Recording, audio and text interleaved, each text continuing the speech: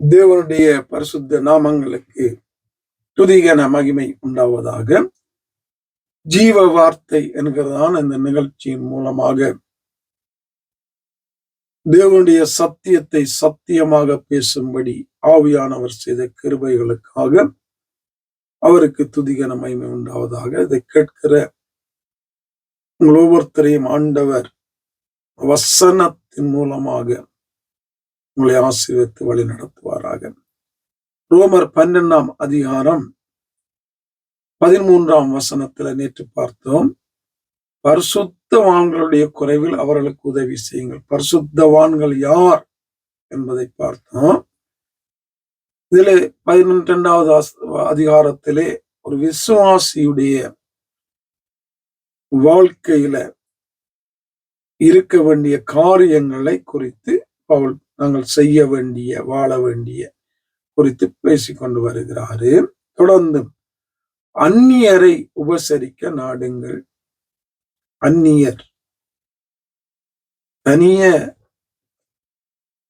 பரிசுத்தவான்களுடைய குறைவில அவர்களை ஆசீர்வதிக்கிறதுடன் நின்று விடாதபடி அந்நியர், ஆண்டவரை அறியாதவர்கள், ஏற்றுக்கொள்ளாதவர்கள், அந்நியர்கள் இவங்களை உபசரிக்கணும்.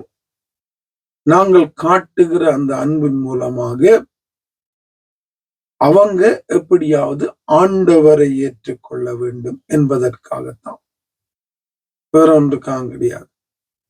நாங்க செய்கிற ஒவ்வொரு செயல்களும் மற்றவர்களை தெய்வத்துக்கு இழுத்துக் கொள்ளும்படியாக அந்நியரை உபசரித்து தேவன் உடைய அன்பை அவர்களுக்கு காண்பித்து அதன் மூலமாயிலும் அவர்கள் தேவனை அறிந்து கொள்ளுவதற்குரிய ஒரு வாழ்க்கை தேவனுடைய பிள்ளைகள் வாழ வேண்டும் என்பதற்காக சொல்லுகிறாரு. 14ஆவது வசனம், உங்களை துன்பப்படுத்துகிறவர்களை ஆசீர்வதியுங்கள்.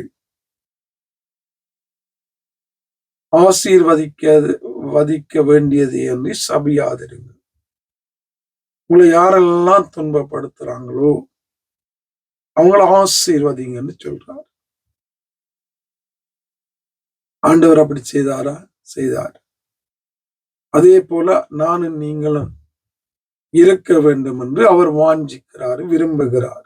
அந்த இருதயம், அந்த அன்பு, அந்த கிரியைகள் எங்களுடைய வாழ்க்கையிலும் இருக்க வேண்டும் என்று தெய்வம் விரும்புகிறாரு. துன்பப்படுத்துகிறவர்களை சபிக்க கூடாது, ஆசீர்வதிங்கன்னு சொல்றாரு. இது மிகவும் கடினமான ஒரு காரியம். எங்களை துன்பப்படுத்துகிறவங்களை நாங்க எங்களை பிழையாக பேசுகிறவங்களை கூட நாங்க உடனே சபிச்சிருவோம், ஆசீர்வதிக்க மாட்டோம். ஆனா துன்பப்படுத்துகிறவர்களையே ஆசீர்வதிங்கன்னு வேதம் சொல்லுகிறது. என்ன? ஒருவரையும் பகைக்காதீங்க, ஒருவரையும் வெறுக்காதீங்க, ஒருவரையும் ஒதுக்காதீங்க. யார் என்ன செய்தாலும் இங்க பொருளாதவர்களாய் இருக்கும்போது, ஒன்றுக்கும் உதவாதவர்களாய் இருக்கும்போது, தெய்வத்தை தொழுது கொள்வதற்கு தகுதியில்லாதவர்களாய் இருக்கும்போது அவர் உங்களை தேடி வந்து உங்களை ஆசீர்வதிச்சாரல்ல, சந்திச்சாரல்ல, கழுவினாரல்ல, இறங்கினாரல்ல, அன்பு காட்டினாரல்ல.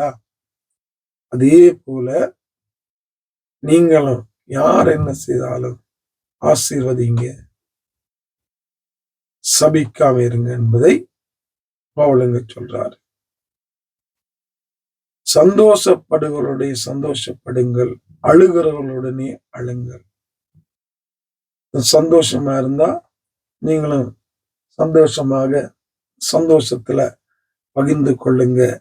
அதுல எரிச்சல் படாதீங்க, பொறாமப்படாதீங்க, உள்ளுக்குள்ள புழுங்காதீங்க. என்னடா எனக்கு இல்லாத ஆணுக்கு கொடுத்துட்டாரு, என்னை விட நல்லா இருக்கிறான், என்னை விட சந்தோஷமா இருக்கிறான், ஆசீர்வாதமா இருக்கிறான், உங்களுக்குள்ள நீங்களே இதண்டாதபடி ஒருத்தன் சந்தோஷமா இருந்தா நல்லா இருந்தா ஆண்டவர் ஆசீர்வதிக்கிறாரு. அவன் நல்லா இருக்கிறாரு, ஆண்டவர் உயர்த்துகிறாரு, அவனோடு இருக்கிறாரு. அவன குறைய சந்தோஷப்படுங்க, சந்தோஷப்படுங்க, சந்தோஷப்படுங்க. அதே போல ஒருவன் அழுகிறவனா இருந்தா அழுங்க. அவனுடைய கஷ்டத்துல, அவனுடைய துன்பத்துல அவனோடு கூட பங்கேற்றுக் கொள்ளுங்க. அவன கஷ்டத்தை பார்த்து, அவன துன்பத்தை பார்த்து நீ சந்தோஷப்படாத, சிரிக்காத. ஆண்டவர் அவனை சபிச்சிட்டாரு, அடிச்சிட்டாரு, கைவிட்டுட்டாரு என்றெல்லாம் சந்தோஷப்படாத. அவனோடு கூட அவன் துக்கத்துல கலந்து கொண்டு அவனையும் ஆறுதல் படுத்து என்பதாக சொல்றாரு. யாருக்கு? விசுவாசிகளுக்கு சொல்றாரு. ஒவ்வொரு தேவனுடைய பிள்ளைகளுடைய வாழ்க்கையிலையும் இருக்க வேண்டிய காரியங்களை பவுல் சொல்றாரு. நீங்களும் இப்படியாக வாழ பொறாமை, எரிச்சல் இல்லாதபடி, மற்றவனுடைய கவலையில சந்தோஷப்படாதபடி, மகிழ்ச்சி ஆயிராதபடி வாழ ஆவியானவர் எனக்கும் உங்களுக்கும் உதவி செய்து வழி நடத்துவாராக.